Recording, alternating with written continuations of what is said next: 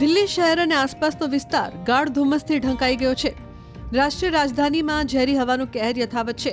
આ મુસીબતથી રાહત મેળવવા માટે લોકો ઉત્તરાખંડના જંગલો અને પહાડો તરફ વળી રહ્યા છે।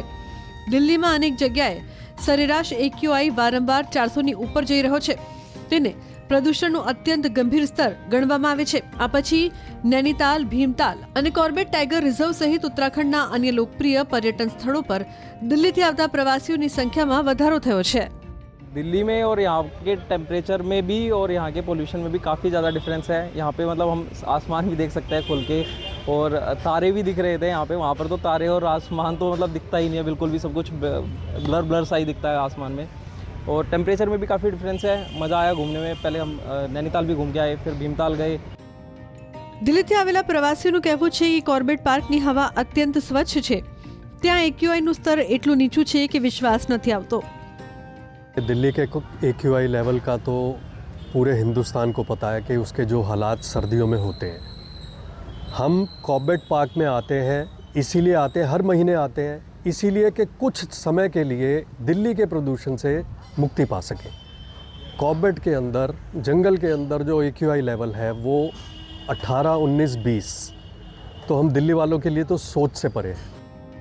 હોટેલ માલિકોએ જણાવ્યું કે મોટા ભાગના પ્રવાસીઓ પરિવાર સાથે ટૂંકા દિવસોની રજાઓ મનાવી રહ્યા છે, પરંતુ અનેક લોકો નૈનીતાલ અને કોર્બેટની નાની હોટલમાં 1 થી 3 મહિના સુધીનું બુકિંગ પણ કરી રહ્યા છે।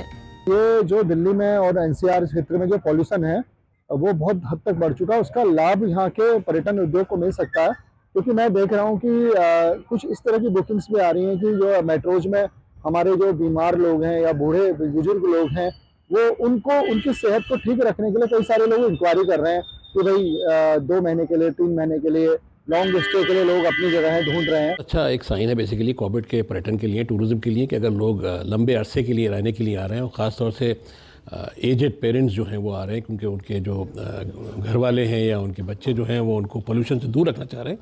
It's a very good sign. और मैं ख्याल से जो ये छोटी छोटी प्रॉपर्टीज़, होम स्टेज़ हैं या B&Bs हैं, वो बिल्कुल परफेक्ट है उनके लिए। અધિકારીઓનું કહેવું છે કે ગાઢ જંગલો, સ્વચ્છ હવા અને શાંત વાતાવરણના કારણે આ જગ્યાઓ મહાનગરોના પ્રદૂષણથી રાહત મેળવનારાઓ માટે યોગ્ય છે।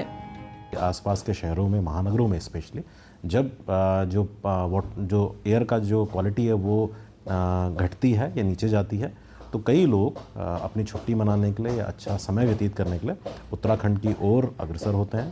और कॉर्बेट टाइगर रिजर्व उसमें से जो है, यहाँ के जंगल बहुत अच्छे हैं, एयर बहुत प्योर है, उसकी वजह से काफ़ी लोगों का मूवमेंट जो होता है वो इधर की तरफ होता है। સોમવારે પણ દિલ્હીમાં ધુમ્મસનું સામ્રાજ્ય જોવા મળ્યું। અનેક જગ્યાએ AQI 498 સુધી પહોંચી ગયો। આ ગંભીર શ્રેણીની ઉપરનું સ્તર છે। દિલ્હીમાં પ્રદૂષણ વધવાથી ઉત્તરાખંડના પર્યટન સ્થળોનું મહત્વ વધી ગયું છે। અહીંથી તાજી હવા અને સ્વચ્છ વાતાવરણ પ્રદૂષણથી પરેશાન લોકોને અહીં મન ભરીને રાહત મળતી હોવાનો દાવો છે।